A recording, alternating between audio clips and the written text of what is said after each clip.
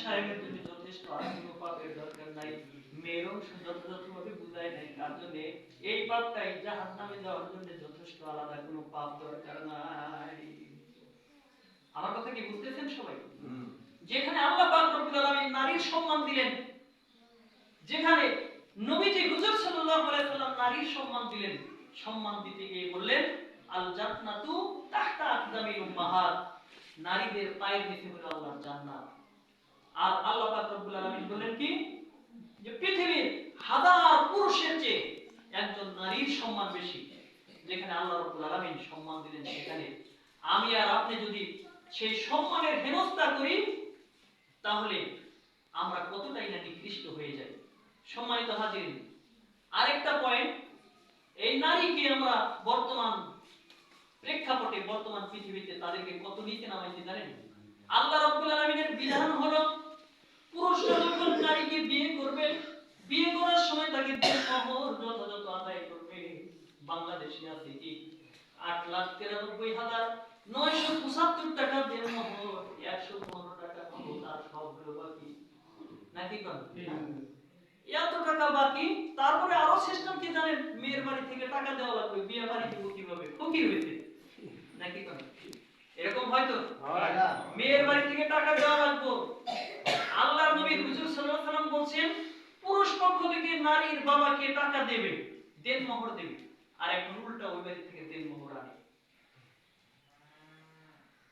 এটা আমাদের বিপর্যয়ের অন্যতম এক কারণ। আমাদেরকে সব থেকে বেরিয়ে আসতে হবে। নারী নির্যাতন তো আছেই, নারীর অধিকার থেকে আমরা তাদেরকে বঞ্চিত করছি, শিশুদেরকে অধিকার থেকে বঞ্চিত করছি। একটা শিশুর অধিকার আছে, শিশুর অধিকার কি?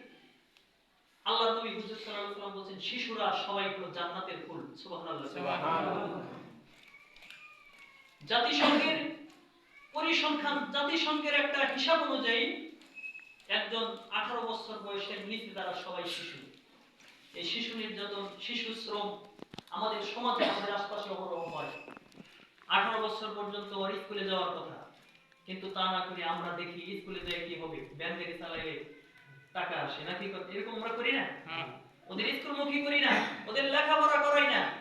যথাযথ লেখাপড়া না করানোর কারণে যখন আমরা বয়োবৃদ্ধ হয়ে যাই, এই বাচ্চাটা ছোটকাল থেকে কামাই করা শিখে গেছে, মনে করছি কামাই করে খাওয়াইবো, কিন্তু কয়েকদিন পরে দেখা যায় ও যা কামাই করে তা দিয়ে নুনান্তে পান্তা ফুটায় অবস্থা।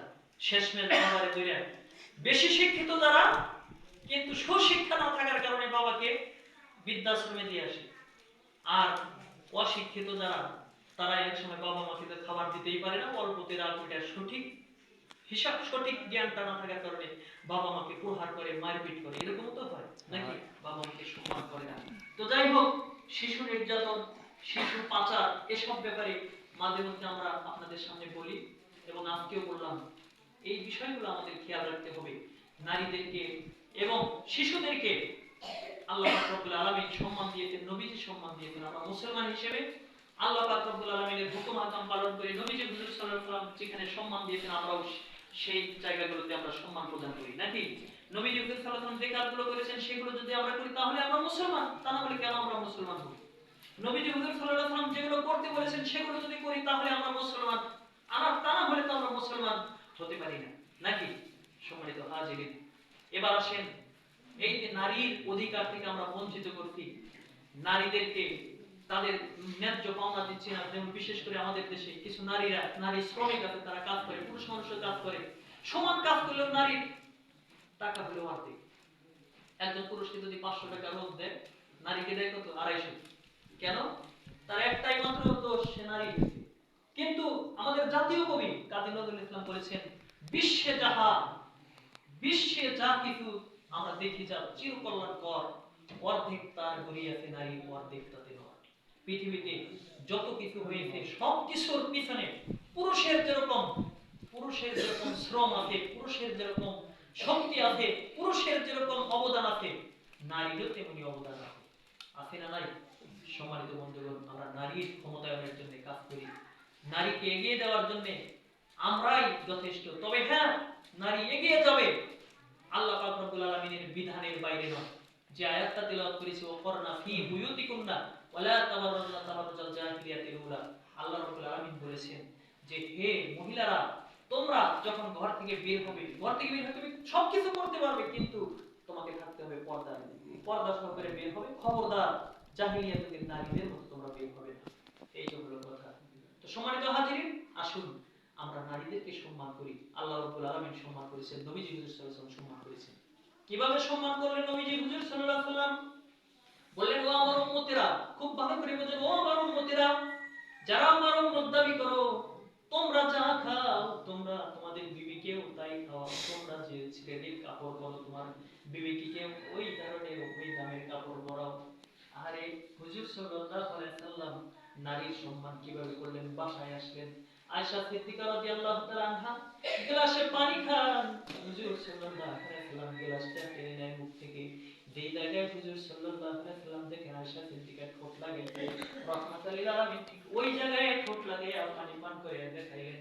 পৃথিবীর সব জায়গায় ঘৃণা থাকতে পারে, যেই নারীকে আল্লাহ সম্মান দিয়েছে সেই নারীকে আমি অসম্মানই করতে পারি না। যেখানে আয়েশা সিদ্দিকা ঠোঁট লাগাইছে, আমি নবী ওই জায়গায় ঠোঁট লাগাইয়া পানি পান করে দেখিয়ে দিলাম আমি নবী নারীকে কত সম্মান করি। সুবহানাল্লাহ, সুবহানাল্লাহ। আর নবীজি হুজুর সাল্লাল্লাহু আলাইহি ওয়াসাল্লাম কেমন ছিলেন?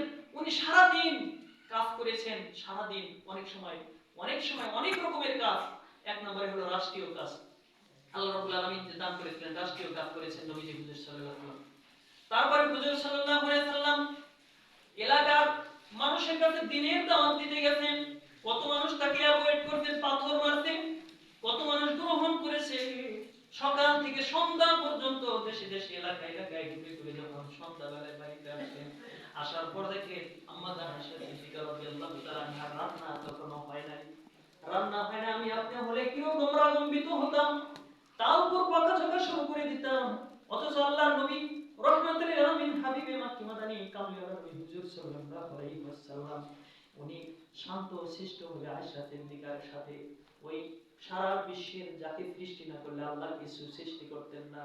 মাউসে তুম কুমারা তুঙ্গা, পৃথিবীর বিশিষ্ট বিশিষ্ট যত মানুষ আছে সব মানুষের সম্মান যদি এক পাল্লায় তুলে দেওয়া হয়, আল্লাহর নবী হুজুর সাল্লাল্লাহু আলাইহি ওয়াসাল্লামের পায়ে সুতার জুতা যদি আরেক পাল্লায় তুলে দেওয়া হয়, সম্মানের দিকে আমার নবীজির পায়ের জুতার দাম বেশি। বলেন ঠিক কিনা? ঠিক। অথচ সেই নবী হুজুর সাল্লাল্লাহু আলাইহি ওয়াসাল্লাম রান্নাঘরে গিয়া চুলার কাছে গিয়া চুলায় জাল দিতেছেন। আয়েশা, তুমি একটু বিশ্রাম করো, আমি তোমাকে কাজের সহযোগিতা করে দেই। সুবহানাল্লাহ। নবী হুজুর এভাবে সম্মান করলেন মহিলাদেরকে, নারীদেরকে। আর আমরা কি করি? আহারে, আল্লাহ নবী হুজুর সাল্লাল্লাহু আলাইহি ওয়াসাল্লাম বুঝিয়ে দিয়েছেন নারীদের সাথে এরকম আমাদের একাত্মতা থাকতে হবে, সুন্দর করতে হবে। যেমন বিশেষ করে আমরা আমাদের সমাজে দেখি একাধিক বিবিধার ঝগড়াঝাটি ঘরে তার নাকি কোন একের বেশি বউ যার ঘরে, আল্লাহ বাঁচাইতে আমাদের এলাকায় নাই, যাদের এলাকায় আছে তারা জানে। একাধিক বিবি যেই ঘরে, সেই ঘরে কি শান্তি সুখ আছে? যত বেশি বউ তত ওই ঘরে ঝগড়াঝাটি বেশি। অথচ নবীজি হুজুর সাল্লাল্লাহু আলাইহি ওয়াসাল্লামের ঘরে বিবি ছিলেন সর্বসাকুল্যে অনেকের বর্ণনা অনেক রকম, 10 থেকে শুরু করে 14 জন, এরকম অনেকেই বলেছেন 14 জন। এক সময় 3 জন 4 জন করে বিবি নবীজি হুজুর সাল্লাল্লাহু আলাইহি ওয়াসাল্লামের ঘরে ছিলেন। তাদের ঘরে একদিন ঝগড়াঝাটি হইতে এরকম কোনো হাদিস নাই। কেউ বলতে পারে না। মুসলমানদের বিরুদ্ধচারণ যারা করে তারাও আজ পর্যন্ত বলতে পারে না, বিধর্মীরা বলতে পারে নবীজি হুজুর সাল্লাল্লাহু আলাইহি ওয়াসাল্লামের ঘরে 4 জন বিবি থাকা অবস্থায় ঝগড়া হয়েছে। কোনোদিন ঝগড়া হয় নাই, লাঠি পেটা করা তো দূরের কথা। অথচ আমাদের সমাজে একটা লোক নবীজি কিয়ামতের দিন যদি বলে, তুমি কেমন নবীর উম্মত ছিলা, তুমি কেমন আমার উম্মত ছিলা, আমার ঘরে 4 বউ 5 বউ, আমার ঘরে 10 বউ 11 বউ 11টা স্ত্রী, আমি কোনোদিন তাদেরকে প্রহার করলাম না, তুমি এক বিবি পাই তারই কন্ট্রোল করতে পারতা না, পারলা না? হুজুর সাল্লাল্লাহু আলাইহি ওয়াসাল্লাম কত সুন্দর করে বোঝালেন নারীর অধিকার বাস্তবায়ন করতে। হুজুর সাল্লাল্লাহু আলাইহি ওয়াসাল্লাম শিখালেন নারীরা হলো বাঁকা হাড়ের তৈরি, তাদেরকে সোজা করতে দিও না, যেরকম আছে ওভাবে মানিয়ে নিয়ে নাও। পৃথিবীর মধ্যে আল্লাহ পাক রব্বুল আলামিন আসমানের নিচে যত আমল দিয়েছেন, সমস্ত আমলের মধ্যে যেমন একটা দোষণীয় কাজ, সেটা হলো মিথ্যা কথা বলা। মিথ্যার চেয়ে বড় কোনো পাপ আছে নাকি? না। আল কিযবু উম্মুল মাআসি, মানে হলো মিথ্যা হলো সমস্ত পাপের মাল। নবীজি বলেন মিথ্যা ছেড়ে দাও, সব আস্তে আস্তে ছেড়ে দাও। অথচ সেই হুজুর সাল্লাল্লাহু আলাইহি ওয়াসাল্লাম বলেন যে তোমাদের জন্য আমি নবী 3 জায়গায় মিথ্যা কথা জায়েজ করে দিলাম। সুবহানাল্লাহ। কয় জায়গায়? 3 জায়গায় মিথ্যা কথা জায়েজ করেছেন। তার মধ্যে একটা হলো বিবির মনোরঞ্জনের জন্য, খুশি করার জন্য এখানে মিথ্যা কথা। আবার প্রতিদিনই না, কোন সময় দেখবেন বাজার থেকে একটা শাড়ি আনছেন 400 টাকা, 400 টাকা কইলে মন খারাপ হবে, অমুকে কত দামের শাড়ি কিনে, আর আমার তো স্বামী হইছে, আমার এই কম দামের শাড়ি দেয়। তার মনোরঞ্জনের জন্য এটা আবার শিখিয়ে দিলাম, বাড়িতে যে ওয়াজ শোনায় না, তাহলে আপনি বেশি দাম দিয়ে আনলেও মনে করো কম দাম দিয়ে আনছে। হ্যাঁ, বেশি দাম দিয়ে এটাও কম দামের কথা মনে করবে, তো অল্প দামে এনে সুন্দর করে বলতে পারবেন যে হ্যাঁ এই শাড়িটা তো অনেক দাম। এইভাবে একটু কৌশল করবেন। 1000 টাকা দিয়ে আনেন নাই, 300 টাকা দিয়ে আনছেন, একটু বলবেন যে শাড়িটা 1000 কিছু কম আছে, 300 তো 1000 কমই নাকি কম, হ্যাঁ নাকি 1000 বেশি, না 1000 একটু কম আছে। হুজুর সাল্লাল্লাহু আলাইহি ওয়াসাল্লাম নারীর অধিকার অনেক ভাবে মানুষকে শিখিয়ে দিয়েছেন, এগুলোও ইসলাম। নারীকে সম্মান করা এটাও ইসলাম। নামাজ পড়া, রোজা রাখা, হজ করা, যাকাত দেওয়া যেরকম ইসলাম, নারীকে সম্মান করাও ইসলাম। নারীকে অবজ্ঞা করে, নারীর ক্ষমতায়ন থেকে তাকে বঞ্চিত করে, নারীর অধিকার না দিয়ে আপনি আমি যতই কালেমা, নামাজ, রোজা, হজ, যাকাত যত কিছুই করি, তাহলে সেটা হবে পঙ্গু ইসলাম। পঙ্গু ইসলাম বুঝেন? অঙ্গ ছাড়া ইসলাম। একজন মানুষের দুটা চোখ নেই, মানুষটা কি স্বয়ং সম্পূর্ণ? না। মানুষের হাত নাই, স্বয়ং সম্পূর্ণ নয়। মানুষের পা নাই, স্বয়ং সম্পূর্ণ নয়। আল্লাহ পাক রব্বুল আলামিন আমাদের যে ইসলাম দান করেছেন, আল্লাহ বলেছেন ইন্নাদ দীনা ইনদাল্লাহিল ইসলাম, সমস্ত ধর্মের মধ্যে আমার কাছে মনোনীত ধর্ম হলো ইসলাম। সেই পরিপূর্ণ পূর্ণাঙ্গ ইসলামের যদি আমরা একটা সাইডকে অবজ্ঞা করি, একটা বিষয়কে যদি অবহেলা করি, একটা বিষয়কে অবহেলার কারণে পূর্ণ ইসলাম যখন পালন করা হবে না, আমি পরিপূর্ণ মুসলমান দাবিও করতে পারবো না। আল্লাহ রাব্বুল আলামিন আমাদের সবাইকে সঠিক বুঝ দান করুন। আমাদের সবাইকে আল্লাহ পাক রব্বুল আলামিন দ্বীনের খেদমতে নারী অধিকার বাস্তবায়ন, শিশু অধিকার বাস্তবায়ন, এর আগে আমরা মাদক সম্পর্কে বলছিলাম, মাদক নির্মূল, আমাদের শিশুদেরকে সঠিক পথে উঠানোর জন্য তাদের সঠিক শিক্ষা প্রয়োগে তৌফিক দান করুন। এই আশাবাদ ব্যক্ত করে আজকের জুমার খুতবা এখানেই শেষ করছি। আখির দাওয়ানা আনিল হামদুলিল্লাহ।